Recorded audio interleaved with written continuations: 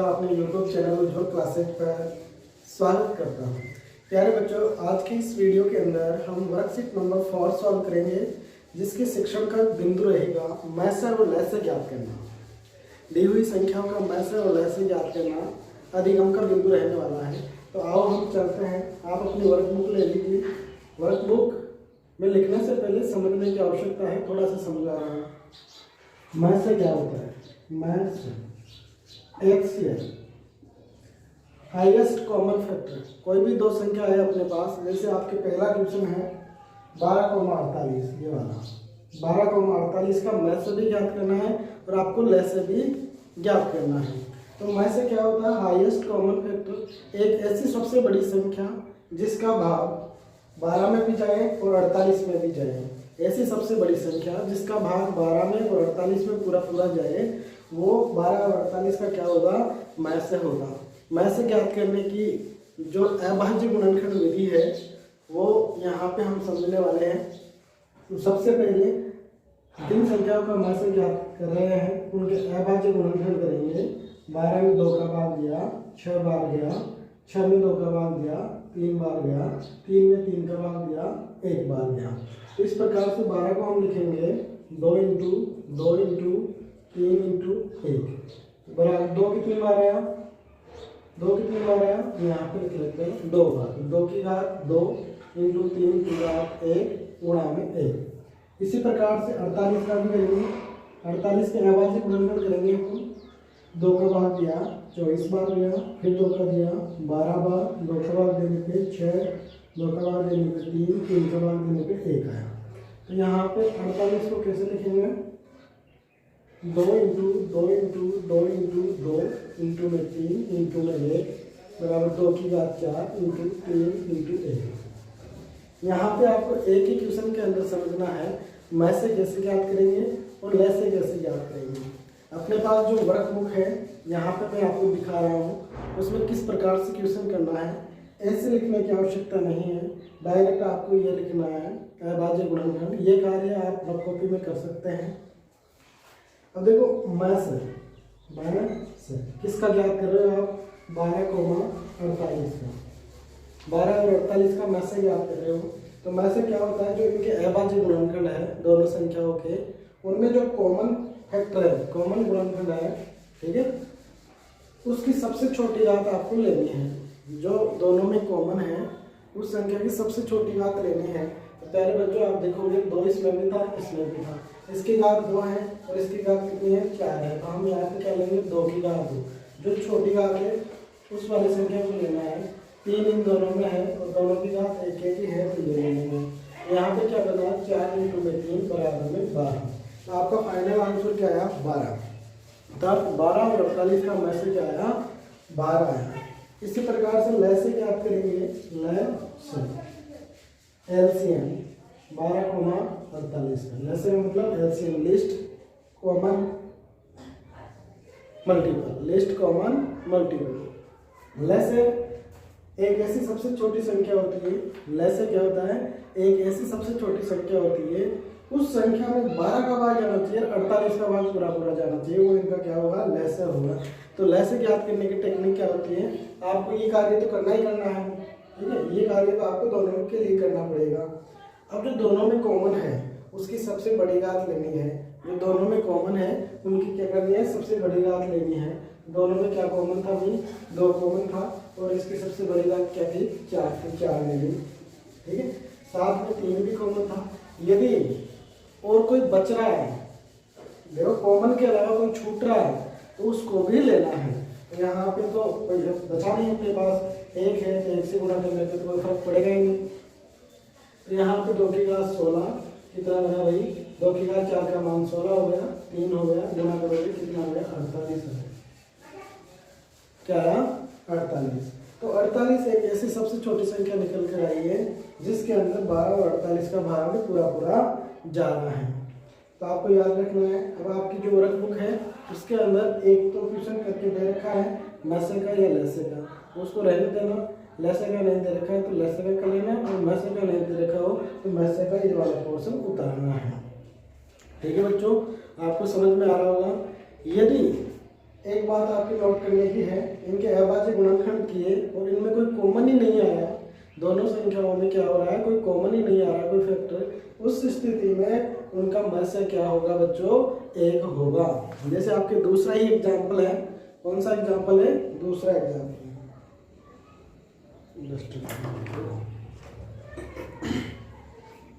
दूसरा एग्जाम्पल देखो, ये वाला 2,3, 2,3 का आपको मध्य भी ज्ञात करना है और लसागु भी ज्ञात करना है। मैं आपको प्रैक्टिस के तौर पे एक दो क्वेश्चन समझा रहा हूँ, बाकी आपको यहाँ पे वर्कबुक भरी हुई मिलेगी, उससे आप समझ सकते हो और कर भी सकते हो। पहले का दूसरा क्वेश्चन है 2,3, 2,3 को आपको मध्य और लसागु ज्ञात करना है। तो वही तरीका है, यहाँ पे 2 के अभाज्य गुणनखंड करेंगे, 2 को कैसे लिख लेंगे, 2 × 1, और 3 के अभाज्य गुणनखंड करेंगे तो 3 × 1, यही टुकड़े होंगे इनके तो अभाज्य गुणनखंडों के अंदर। अब आप देखो यहाँ पे मध्य किसका, 2,3 का, 2,3 का मध्य क्या आएगा, जो कॉमन है उसकी सबसे छोटी घात आएगी। तो कॉमन तो इनमें कोई है ही नहीं, कौन कॉमन है, केवल एक कॉमन है। तो इस स्थिति में इनका मध्य क्या हो गया, 2,3 का मध्य क्या हुआ बच्चों, 1 हुआ। अब लसागु की बात करें, लसागु 2,3, 2,3 का लसागु में मैंने बताया था जो कॉमन है उसकी सबसे बड़ी घात, और जो कॉमन नहीं है उन सभी को लेना है। तो यहाँ पे 2 इसमें है, इसमें नहीं है, इसको भी लेना है, 3 इसमें है, तो इसमें नहीं है, तो इसको भी लेना है, और 1 को आप लोगे तो 1 तो चलेगा, तो 1 का कोई इफेक्ट पड़ता भी नहीं, गुणा करने में वही संख्या जाती है। तो फाइनल में आंसर क्या आया, 6। 2 और 3 का लसागु क्या आ गया बच्चों, 6 आ गया। एक क्वेश्चन यहाँ पे और देख लीजिए, 24 और 90 का आपको लसागु भी ज्ञात करना है और मध्य भी ज्ञात करना है। देखो 24 के यहाँ पर आप कार्य करें, अभाज्य गुणनखंड करेंगे तो क्या है, 12, फिर 2 का बाद दिया 6, फिर 2 का बाद दिया 3, फिर 3 का बाद दिया 1, ठीक है। 90 के आप अभाज्य गुणनखंड करोगे तो 2 का बाद दिया 45, किसका बाद जाएगा इसमें, 2 का, सॉरी 3 का, 3 एकम 3, 3 पंजे 15, फिर से आपने 3 का बाद दिया कितनी बार, 5 बार, 5 का बाद दिया 1 बार। तो यहाँ पे क्या है बच्चों अपने पास, 24 बराबर 2 × 2 × 2 × 3, 2 × 2 × 2 × 3, अर्थात 2 की घात 3 × में 3 × में 1, आप ऐसे लिख सकते हो। 90 के टुकड़े क्या हो रहे थे, 2 × 3 × 3 × 5, ठीक है। तो इसको लिखा हमने 2 × 3 की घात 2 × 5 × में 1, ठीक है। अब देखो यहाँ पे मैं कोमा से 24, 90, 24, 90 का में से क्या होगा, जो दोनों के अंदर क्या है बच्चों, कॉमन है, उनकी सबसे छोटी घात लेनी है केवल और केवल। यहाँ पे 2 इसमें भी है, इसमें भी है, तो इसकी घात तो केवल 1 ही है, इसकी घात 3 है, तो अपन 1 वाला ही लेंगे। फिर 3 भी दोनों में मैच कर रहा है, 3 भी क्या कर रहा है, दोनों में मैच कर रहा है, तो हम इसमें और इसमें जो छोटी घात है वो लेंगे मध्य के अंदर। इसके अंदर क्या आ गया, 3 आ गया, ये वाला। 5 दोनों में है नहीं, इसको छोड़ देंगे, 1 दोनों में है, कोई फर्क नहीं पड़ेगा 1 को लेने पर। आंसर क्या आया, 2 × 3 × 1 बराबर 6। तो 24 और 90 का में से क्या आ गया प्यारे बच्चों, 6 आ गया। अब लसागु की बात करें, 6, 24, 90, 24, 90 का लसागु जो दोनों में कॉमन है ना, उसकी सबसे बड़ी घात, यहाँ पे देखिए 2 कॉमन था इनमें, तो बड़ी घात क्या है इसकी, 3 है, 3 भी कॉमन था, बड़ी घात क्या है भाई, 2 है, 3 की घात 2, जो छूट गया उनको लेना है, ठीक है। जो छूट रहा है उनको भी लेना है, तो 5 आ जाएगा, इंटू में 1 आ जाएगा। इसका मान कितना होता है, 2 की घात 3 का मान 8, इसका मान 9, इसका मान 5, जैसे कि ऐसे आप गुणा करोगे 8 इंटू में इन दोनों को गुणा कर लिया, 9 × 45, इनको गुणा कर लो, 8 इंटू 45 करोगे तो 8 × 40 की 0, ठीक है। 8 × 32, 32 और 4 कितने हो गए भाई, 36, 8 × 5 40 हो गया, सुपर लगी 4 आपके पास, 8 × 32, 32 और 4 36, 360 क्या हो गया आपके पास, एलसीएम आ गया 24 और 90 का। तो बाकी जो क्वेश्चन बच रहा है इसमें चौथा, पहले का चौथा, वो आप यहाँ पे देख सकते हो, ये वर्कबुक मैंने आपको यहाँ पे दिखाया है, इसमें आप समझ सकते हो या इसमें से आप उतार सकते हो, ठीक है। अगला क्वेश्चन क्या है, दूसरा क्वेश्चन।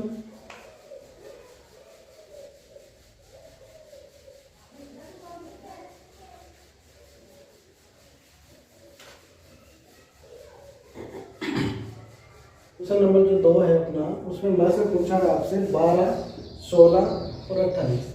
3 संख्याओं का मैं से पूछा है, 12, 16 और 28 का। ये पहला क्वेश्चन है इसका।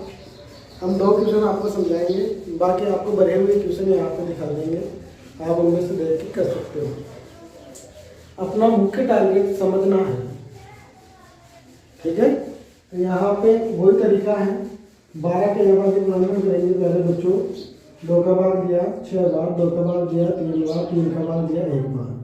16 पे भी आवाज गुणनफल करेंगे, 2 का भाग दिया 8, 2 का भाग दिया 4 बार, 2 का भाग दिया 2 बार और फिर 1 बार, ठीक है। इसी प्रकार से 28 के भी हम क्या कर लेंगे, अभाज्य गुणनफल करेंगे, 14 बार भाग दिया, फिर 7 बार भाग दिया, फिर 7 का दिया 1 बार का, ठीक है। ये वैसे समझने के पर्पज से रफ कार्य समझ लेना आप, क्योंकि अपनी वर्कबुक में इतनी जगह नहीं है कि ये भी अपन दर्शा सके, इसलिए आपको डायरेक्ट इनके बाद में जो काम करेंगे वो लिखना है बच्चों।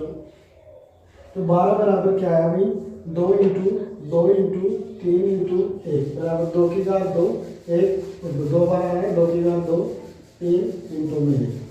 16 2 गुणा 2 गुणा 2 गुणा 2 बराबर 2 की घात 4 इंटू में 1, ठीक है। 28 2 गुणा 2 गुणा 7 गुणा 1 बराबर 2 की घात 2 इंटू में 7 इंटू में 1। ये एक में से कब आता है, जब इनमें कोई कॉमन ही नहीं होता है, उस स्थिति में मैं से क्या होता है, 1 होता है।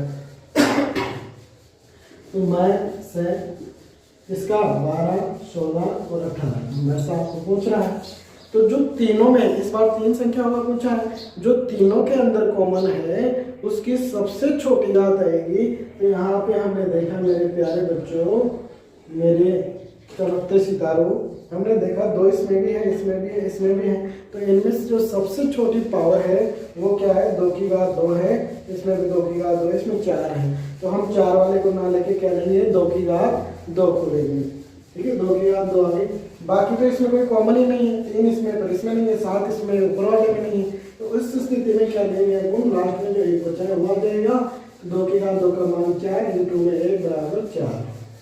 क्या आ गया, 4 अपने पास में 12, 16 और 28 का मैसा आ गया। 4 क्या है, 12, 16 और 28 का मैसा है। आपको केवल मैसे ही पूछा है, तो आपको ऐसे कैसे इसको क्या करना है, यहाँ पे वर्कबुक के अंदर लिखना है। यदि इसका लैसे पूछे, इसका क्या पूछे प्यारे बच्चों, लैसे पूछे, तो कैसे याद करोगे लैसे, यहाँ समझा रहा हूँ मैं, लैसे कैसे याद करेंगे, 12, 16 और 28 का, ठीक है। लैसे जो कॉमन है उनकी सबसे बड़ी पावर नहीं है, तो कॉमन 2 था, सबसे बड़ी बात क्या है, 4। अब जो बच गया उनको भी लेना है, तो बचा क्या, इसमें 3 भी बच रहा था, ठीक है, और इसमें क्या बच रहा था, 7 भी बच रहा था, 7। और देखो इसका मान कितना होता है, 16। इन दोनों को गुणा करने पे क्या हुआ, 21। 21 को गुणा कर लेंगे अपन किससे, 16 से। तो गुणा कर लो, 16 एकम 16, ठीक है। एक बार गुणा किया, इसको गुणा किया, 16 इंटू 1, 16 में 1 का 16, 16 में 32 और 1 क्या 33, 336 एलसीएम हो गया इसका। अब देखो दूसरे क्वेश्चन में आपको 4 क्वेश्चन दे रखे हैं, कितने क्वेश्चन दे रखे हैं, 4।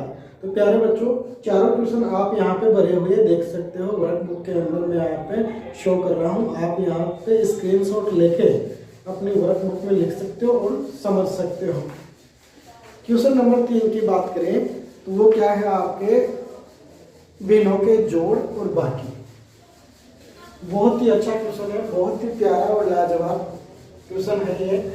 और ये मैथ के अंदर एक प्रकार से रामबाण है। जिस बच्चे को एडिशन नहीं आ रहा है, फ्रैक्शन पार्ट का एडिशन नहीं आ रहा है, भिन्नों के जोड़ बाकी नहीं आ रहे, समझ लो कि उसको मैथ में कुछ नहीं आ रहा है। जो हमने सीखा है उसका यूज अपने को करना है और फिर एडिशन करना है।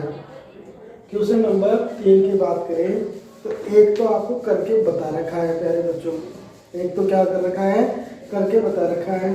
जैसे 16/5 प्लस 23/6, ये क्वेश्चन है। तो सबसे पहले तो अपने को क्या करना होगा प्यारे बच्चों, जो हर आ रहा है ये दिन का अंश होता है, ये हर होता है। तो हरों का क्या करना है, लैसे लेना है। हर का क्या करना है, लैसे लेना। तो यहाँ पे 5 और 6 आया, 5 और 6 आया। तो इनका लैसे लेने का वही तरीका है, अभी जो आपने लिया था उसी तरीके से लैसे लेना है। तो लैसे क्या आ जाएगा, यहाँ पे 30 आ जाएगा। लैसे क्या आएगा, 30 आएगा। अब जो हर है जैसे 5 है तो 5 का भाग 30 में देंगे, 5 का भाग किस में देंगे, 30 में देंगे। तो कितनी बार भाग गया, 6 बार भाग गया। तो जितनी बार भाग गया ना उसको ऊपर वाले अंश से गुणा करेंगे। तो यहाँ पे 16 था, कितनी बार भाग गया वो यहाँ पे लिखेंगे 6 बार भाग गया था। फिर प्लस का 6 का भाग देंगे अब इसमें, तो इसके अंदर किसका भाग देंगे, 6 का भाग दोगे तो कितने बार जाएगा, 6 पंजे 30, 5 बार भाग जा रहा है। तो यहाँ पे ऊपर क्या था, 23। अब 23 किससे गुणा होगा, 5 से गुणा कर दो। यहाँ पे 6 × 16 करोगे तो 6 × 6 करेंगे 36, 6 × 6 6 3 9 96 आ गया। यहाँ पे 23 × 5 करके लिख दो, गुणा करना तो आता ही है। 3 पंजे 15 और 5 दूनी 10 और 1 16, 165 हो गए। बटे में क्या चल रहा है बच्चों, 30 चल रहा है। अब इनको जोड़ना है, इकाई का अंक इकाई में जुड़ता है, दहाई का दहाई में जुड़ता है। 5 और 6 कितने हुए, 11 और 9 और 6 कितने हुए, 15 और 1 ऊपर वाला 16 और 1 रे कितने हुए, 261 बटे में 30 आ गया। क्या आया, 261 बटे में 30 आ गया। तो एक क्वेश्चन मैं आपको और करके बता देता हूँ, फिर आपके जो 2 क्वेश्चन बचे हैं वो आपको यहाँ पे दिखाऊंगा। आप खुद भी करके देख सकते हो आपने सही किया है कि नहीं किया है, मिलान कर लेना मेरे बच्चों।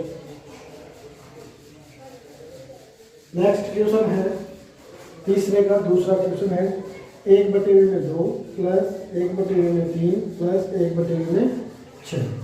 तो आपको क्या करना है, यहाँ पे 3 गिन आ गई, 2 3 और 6, ये हर है, इन गिनों के क्या है, हर। तो इनका क्या करना है, लैसे लेना है। तो लैसे लेंगे, वही तरीका है लैसे लेने का। तो क्या आ गया, 6 आ गया। लैसे क्या आया, 6 आया। तो अब हम क्या करेंगे, 2 का भाग देंगे इसके अंदर, कितनी बार गया, 3 बार। तो इस 1 को किससे गुणा कर लोगे, 3 से। जितने बार भाग जा रहा है वो अंश से गुणा हो जाएगा ऊपर वाले से। फिर ये वाला 1 3 का भाग गया, इसमें कितनी बार जा रहा है भाई, 2 बार जा रहा है। फिर ये वाला 1 भाग कितनी बार गया, 6 नीचे का 1 बार, बराबर का चिन्ह लग रहा है। बटे वाला 6 ऐसे की ऐसे, समझ में आ रहा होगा। 1 × 3 किया 3, 2 × 1 किया 2, 1 × 1 किया 1, 2 3 5 5 1 6, 6 बटे में 6 और 6 में 6 कमांड देते तो क्या आता है, 1 आता है। तो इस प्रकार से आपको मैंने ये क्वेश्चन करके बताया है। 2 क्वेश्चन 3 और 4 हैं, वो आप यहाँ पे देख सकते हो, बड़े हुए भर के मैंने यहाँ पे बता दिए हैं। ठीक है, तो आप यहाँ पे पहले तो आप अभ्यास कीजिए और फिर यहाँ से नोट कीजिए आपने सही किया है या नहीं किया है। 2 भिन्न अपने पास आ जाए, जैसे 3/2 और 5/2। ठीक है, भिन्नों में कौन सी भिन्न बड़ी है और कौन सी भिन्न छोटी है, तो मैंने यहाँ पे लिखा है। तो 2 केस बनते हैं और मैं आपको बहुत सिंपल सा तरीका भी बताऊंगा फिर बाद में। तो इन दोनों में कौन सी भिन्न बड़ी है, यदि ये हर क्या आ जाए, हर क्या हो, समान हो, हर क्या हो, समान हो।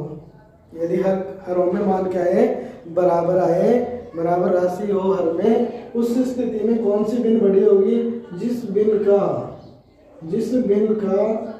अंश बड़ा है, जिस भिन्न का अंश बड़ा हो वह भिन्न बड़ी होगी। क्या होगी, जिस भिन्न का अंश बड़ा है वह भिन्न बड़ी होगी और जिस भिन्न का अंश छोटा है वो छोटी होगी। मेरे प्यारे बच्चों, मेरे चमकते सितारों, आप समझो इस बात को, हर बराबर होना चाहिए, हर क्या होना चाहिए, इक्वल होना चाहिए, तभी ये केस लगेगा, अन्यथा नहीं लगेगा। समझ में आ रही है बात। यहाँ पे 5 बड़ा है 3 छोटा है, हर बराबर है, तो कौन सी भिन्न बड़ी हो गई, ये। इसको ऐसे लिख सकते हैं 3/2 छोटा है किससे, 5/2 से। ठीक है, बात समझ में आ गई। अब ऐसे समझ में नहीं आया तो यहाँ पे इस राउंड के अंदर देखो, बहुत सिंपल सा तरीका मैं आपको बता रहा हूँ। 3/2 और 5/2। कौन सी बड़ी है? तो इसको तो इधर गुणा कर दो और इसको इधर गुणा कर दो, क्रॉस गुणा करोगे तो ये इससे गुणा हुआ तो क्या है 2 × 3 6 और यहाँ पे क्या है बच्चों 2 × 5 10। तो 6 और 10 में कौन बड़ा है? 10 बड़ा है। 10 किस साइड में है? इस साइड में है। तो इस साइड वाली बिन कौन सी है? 5/2 है। तो 5/2 क्या हुई? बड़ी बिन हो गई। आया ना मजा समझने में? ठीक है। अब जस्ट उल्टा करें यानी कि हर क्या हो? अलग अलग हो और अंश क्या हो? इनके समान हो। उस स्थिति में कौन सी बिन छोटी होती है और कौन सी बिन बड़ी होती है?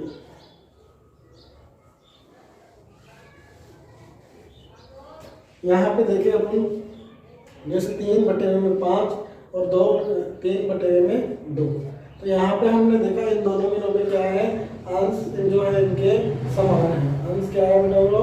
समान है, हर अलग अलग है। तो जस्ट उल्टा हो जाता है। जो अभी पहले समझा था जस्ट उसका विलोम हो जाएगा। जिसका हर बड़ा है वो बिन सबसे क्या होगी? छोटी होगी। जिस बिन का हर बड़ा हो वह सबसे छोटी होती है और जिसका सबसे छोटा हो वो क्या हो जाएगी? सबसे बड़ी हो जाएगी। तो यहाँ पे अब बताइए कौन सबसे बड़ी है?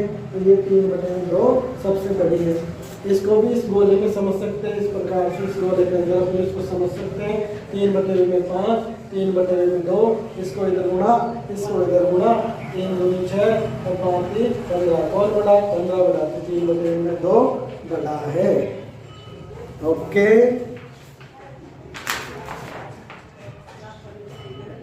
क्वेश्चन नंबर जो 4 है, एक क्वेश्चन मैं आपको बता रहा हूँ। यहाँ पे दी हुई बिनों में बताइए कौन सी बिन बड़ी है और कौन सी बिन छोटी है।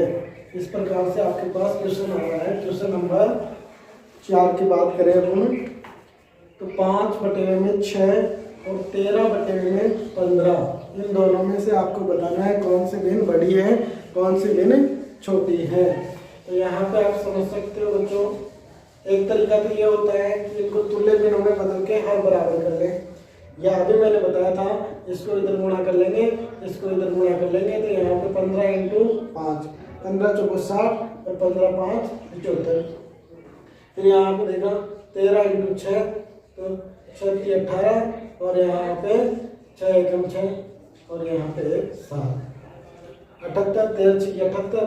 यहाँ पे 15 5 75 आ गया। तो इनमें कौन बड़ा है? 78 बड़ा है। 78 बड़ा है तो यहाँ पे ये बिन बड़ी आ गई। तो आप लिखोगे 13/15 बड़ी बिन है। बड़ी बिन है। बाकी क्वेश्चन जो आपको छठा क्वेश्चन है, 5वें में 2 क्वेश्चन है आपके। एक क्वेश्चन यहाँ पे मैंने समझाया आपको, दूसरा क्वेश्चन आप यहाँ पे नीचे भरे हुए में देख सकते हो। इसके बाद में छठा क्वेश्चन है। छठे क्वेश्चन में आपको आरोही क्रम में लिखना है। छठे क्वेश्चन में क्या करना है बच्चों? आरोही क्रम में लिखना है। क्वेश्चन नंबर जो 6 है, क्वेश्चन नंबर 6, 5/7 3/8 1/6 आरोही क्रम में लिखो। आरोही क्रम का मतलब क्या होता है? पहले छोटा, फिर बड़ा, फिर उससे बड़ा, फिर उससे बड़ा, फिर लास्ट में सबसे बड़ा। तो हम ये देखते हैं कि इन दोनों में रफ कार्य करें। इन दोनों बिनों में देख लेते हैं कि बड़ी कौन सी है। ओके, बड़ा देखने के लिए क्या करेंगे? इसको इससे गुणा किया तो 8 × 5 कितना हो गया?